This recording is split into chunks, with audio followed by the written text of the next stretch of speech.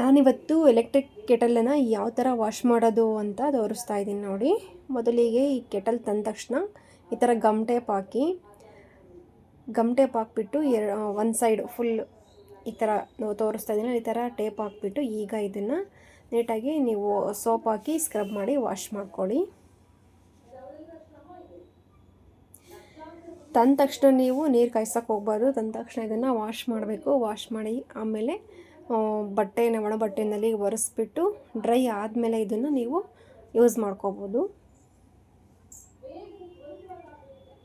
ನಾವು ಕೆಳಗಡೆ ಟೇಪ್ ಹಾಕಿರೋದ್ರಿಂದ ನಮಗೆ ಏನು ಭಯ ಇಲ್ಲದೆ ನಿರ್ಭಯವಾಗಿ ಇದನ್ನು ತೊಳಿಬೋದು.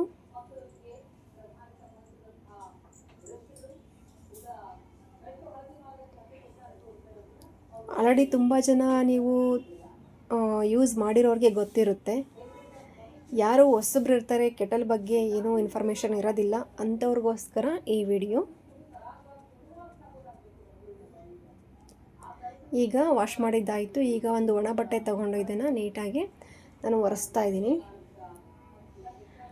ಒರೆಸಿ ಒಂದು 5 ನಿಮಿಷ ಬಿಟ್ಬಿಟ್ಟು ಆಮೇಲಿಂದ ಇದಕ್ಕೆ ನೀರು ಹಾಕಿ ಕಾಯಿಸ್ಬೇಕು. ಈ ಬಟನ್ ಇದೆಯಲ್ಲ, ಬಟನ್ ಒಳಗಡೆ ನೀರು ಹೋಗಿರುತ್ತೆ ಅಂತ ಬಟನ್ ಹತ್ರ ಒರೆಸ್ತಾ ಇದ್ದೀನಿ. ಇದೆಲ್ಲ ಒರೆಸಿದ ಮೇಲೆ ಇದು ಟೇಪ್ ತೆಗಿತೀನಿ. ಈಗ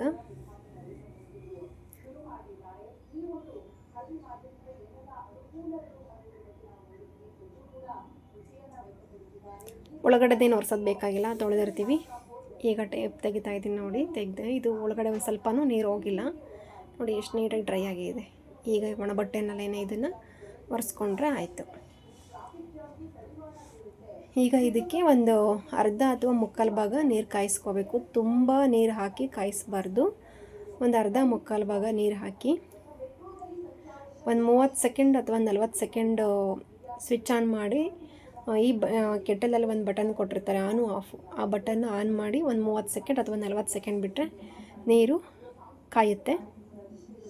ಇದು ತಕ್ಷಣಕ್ಕೆ ಬೆಳಗ್ಗೆ ಎದ್ದ ತಕ್ಷಣ ಕುಡಿಯೋದಕ್ಕೆ ಬಿಸಿನೀರಿಗೆ, ಮತ್ತು ಕೆಲವರು ಡೈಲಿ ಬಿಸಿನೀರು ಕುಡಿತಾ ಇರ್ತಾರೆ ಯಾವಾಗಲೂ, ಅಂಥವ್ರಿಗೆ ಇದು ಯೂಸ್ ಆಗುತ್ತೆ.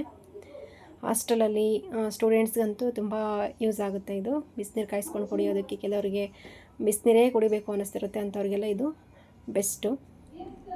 30-40 ಸೆಕೆಂಡು ಆನ್ ಮಾಡಿದ್ರೆ ಸಾಕು ನೋಡಿ. ಈಗ ಬಬಲ್ಸ್ ಬಂದಿದೆ, ನೀರು ಕಾದಿದೆ ನೋಡಿ, ಹಬೆ ಬರ್ತಾ ಇದೆ, ನೀರು ಕಾದಿದೆ. ಇದರಲ್ಲಿ ಯಾವುದೇ ಕಾರಣಕ್ಕೂ ಕಾಫಿ, ಟೀ ಮತ್ತು ಹಾಲು ಯಾವುದೇ ಕಾರಣಕ್ಕೂ ಕಾಯಿಸಬಾರ್ದು. ಈ ವಿಡಿಯೋ ನೋಡಿರೋ ಪ್ರತಿಯೊಬ್ಬರಿಗೂ ಥ್ಯಾಂಕ್ ಯು ಸೋ ಮಚ್.